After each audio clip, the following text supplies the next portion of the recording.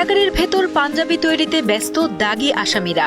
ঈদকে সামনে রেখে জেল কর্তৃপক্ষের তত্ত্বাবধানে পাঞ্জাবি, নকশি কাঁথা আর বাঁশ বেতের নানা পণ্য তৈরি করছেন কুমিল্লা কেন্দ্রীয় কারাগারের প্রায় ২৫০০ কয়েদি।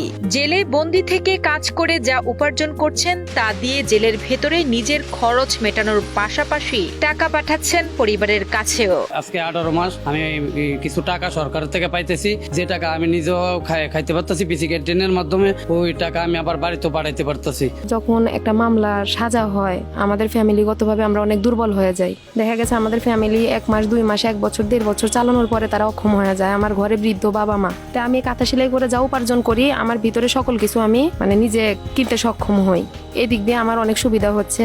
আমার সাজা হয়েছে, আমার 2005 সালে সাজা হয়েছে, 20-21 বছর হয়ে গেছে আমার কারা বুক করতেছি শাস্তি। আমার সাজা শেষ পর্যায়ে এই মুরাদা ভাই অনেক দিন ধরে কাজ করতেছি, বেতনের দিক দিয়ে সুযোগ সুবিধা পাচ্ছি। কয়েদিদের তৈরি আকর্ষণীয় এসব পণ্য শুধু কারাগারের নিজস্ব বিক্রয় কেন্দ্রেই নয়, বরং বিভিন্ন মেলাতেও রয়েছে বেশ চাহিদা।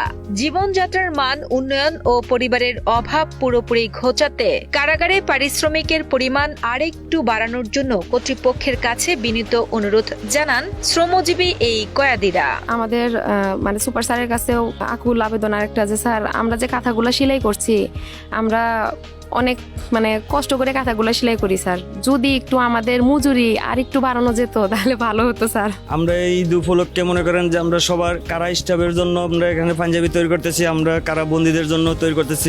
এক কথা যদি বলি, আমরা সবাই যাতে মিলিতভাবে সর্বদিকে আমরা সবাই ঈদরা সুন্দরভাবে করতে পারি, সেই জন্য আমরা এটাই প্রস্তুতি আমরা করতেছি। কারাগারে বসে হাতে কলমে কাজ শেখার পাশাপাশি আয়ের এই সুযোগ কারাবন্দীদের দেখাচ্ছে আগামীর নতুন জীবনের পথ।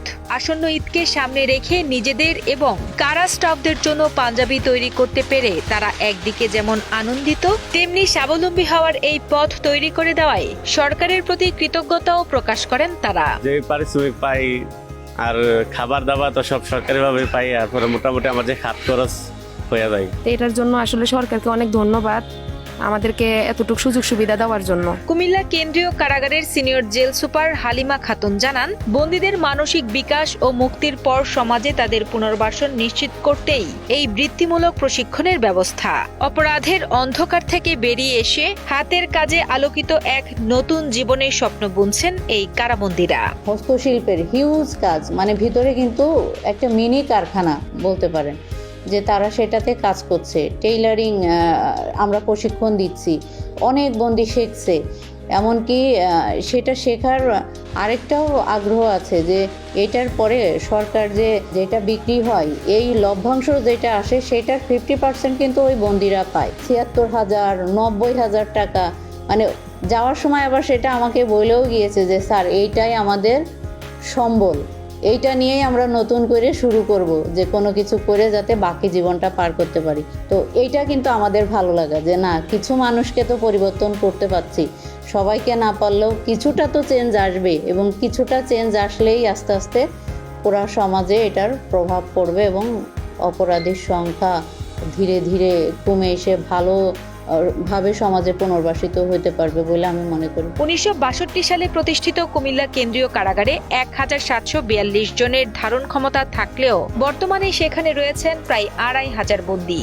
বিশাল এই জনগোষ্ঠীকে শুধু আটকে না রেখে জনসম্পদে পরিণত করার এক অনন্য দৃষ্টান্ত তৈরি হয়েছে কুমিল্লা কেন্দ্রীয় কারাগার।